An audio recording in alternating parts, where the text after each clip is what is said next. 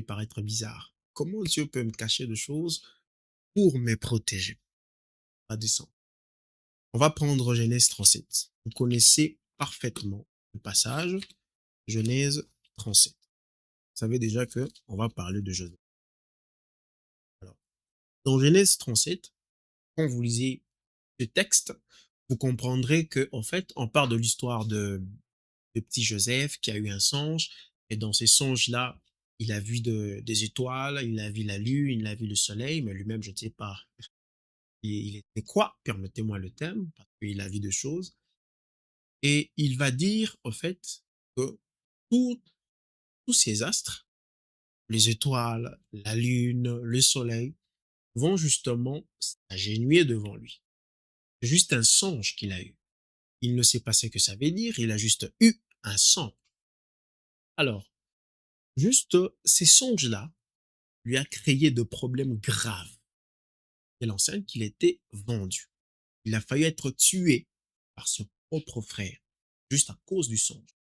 Alors, imaginez si le jeune Joseph avait l'interprétation de ce songe.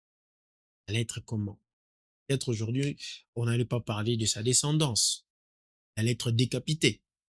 Vous voyez? Qu'est-ce que je suis en train de dire? Je suis en train de dire justement qu'en fait, Dieu lui a montré une vérité dans un songe par des symboles, par des signes. Il a parlé des astres. Et puis c'est tout. Il n'a pas rajouté l'interprétation.